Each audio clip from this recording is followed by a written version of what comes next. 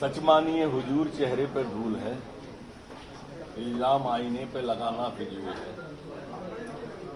या यूं भी कह सकते हैं कि उम्र भर गालिब ये भूल करता रहा, धूल चेहरे पे थी और आईना साफ करता रहा। अपने फेस को ठीक करो, फेसबुक तो ठीक हो जाएगी। जनता के बीच जाएं, गरीबों के बीच जाएं।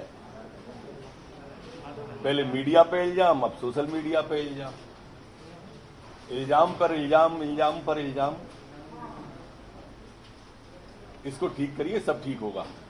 सर, कमलनाथ जी के एमपी वो सच कहते हैं, हम काम कर रहे हैं। उन्होंने सिर्फ भाषण ही दिए थे, सिर्फ झूठे वादे ही किए थे, एक भी घोषणा पत्र की बात पूरी नहीं की। हम फील्ड में काम कर रहे हैं, हमारा शीर्ष नेतृत्व से लेकर प्रदेश नेतृत्व तक। हमने कहा, कहते थे प्रारंभ से कि सौगंध राम की खाते हैं, मंदिर वहीं बनाएंगे। तो इनके नेता ट्वीट करने लगे तारीख बदलो, क्योंकि पहले कहते थे कि तारीख नहीं बताएंगे। अब हमने तारीख बताई तो ट्वीट कर दिया। हम बचपन से कहते थे जहां हुए बलिदान मुखर्जी वो कश्मीर हमारा है, जो कश्मीर हमारा है वो सारा का सारा है। 370 भी हटी, 35 भी हटी, लद्दाख भी आजाद हो गया। हमने कहा ट्रिपल तलाक हटाएंगे, हटाया। नागरिकता संशोधन कानून के बारे में कहा था तो किया, हमारे घोषणा पत्र में था। अब आप अपना घोषणा पत्र बताओ, 2 लाख का 10 दिन में किसी का कर्जा माफ हुआ क्या? किसी नौजवान को बेरोजगारी भत्ता दिया क्या?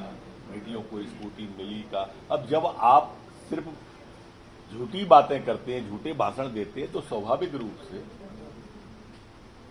आपको दूसरे भी ऐसे ही लगेंगे कि भाषण से नहीं बनेगा।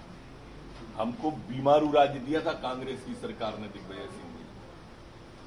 हमने उसे विकासशील राज्य बनाया और उसे विकसित राज्य बनाने की ओर हम बढ़ रहे हैं। कमलनाथ पार्टी के लाइसेंस पर राम मंदिर का उन्होंने सपोर्ट किया है, उसको लेकर उनकी शिकायत सोनिया गांधी से। लेकिन कमलनाथ का कहना है कि सब राजीव गांधी के समय से राम मंदिर का सारा, ये दोनों बातें प्रायोजित थी। ये जो कहलवाया जा रहा है वो और जो किया था वो, ये दोनों प्रायोजित। गिरिराज दंडोतिया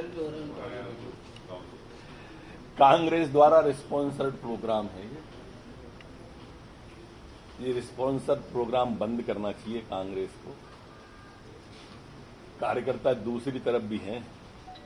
आप अगर स्वयं उस विजुअल और फुटेज को देखेंगे तो पंजे की टी शर्ट पहने हुए लोग हैं, और उसने कहीं नहीं कहा ऐसा। मैंने उस पूरे के पूरे उसकी क्लिपिंग को सुना है कि मैं झूठे केस लगवा दूंगा। ये सारे कांग्रेस द्वारा रिस्पॉन्सर्ड प्रोग्राम। पुलिस खड़ा हो रहा पुलिस कर्मी। देखिए, विवाद की कोई स्थिति नहीं है। कोई राज्य सरकार के द्वारा छुट्टियों को लेकर कोई आदेश जारी नहीं किया गया, न तो मंत्री के द्वारा न वल्लभ भवन के द्वारा।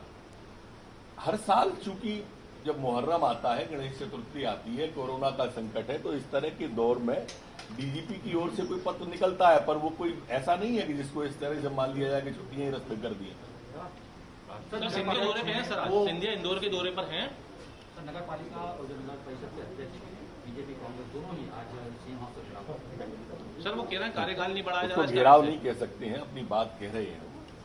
सर, कार्यकाल बढ़ाए ना जाने से लेके 200 लोग आज सीएम हाउस पहुंचे सर, उस बात को लेकर वो कह रहे हैं कार्यकाल क्यों नहीं बढ़ाया जा रहा सर? कार्यकाल बढ़ाने का किसने कहा था क्यों नहीं बढ़ाया जा रहा? मतलब मैं सवाल नहीं समझा।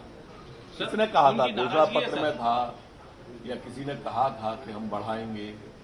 बढ़ाया नहीं जा रहा, ये विषय अलग होता है। न तो किसी के घोषणा पत्र में था, न किसी ने कहा था।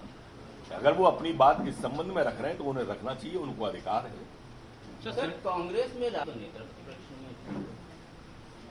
अध्यक्ष और नेता प्रतिपक्ष, या देखो, कांग्रेस ऊहापोह की स्थिति में है, किम कर्तव्य विमूढ़ स्थिति में इस वक्त देश की कांग्रेस है, और इसलिए मैं कई बार कहा कि ये रसातल की ओर जा रही है।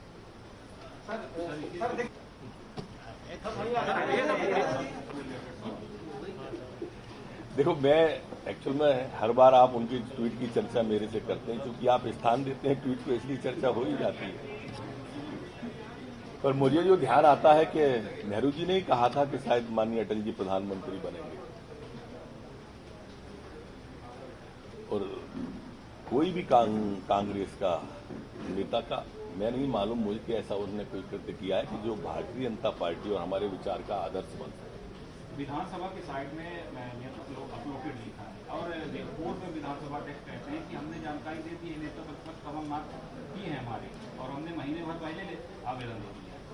मेरी जानकारी भी ऐसी है कि शायद कांग्रेस की ओर से नेता प्रतिपक्ष कमलनाथ जी का आया। अगर कोई इसमें लोड नहीं हुआ होगा तो लोड हो जाएगा।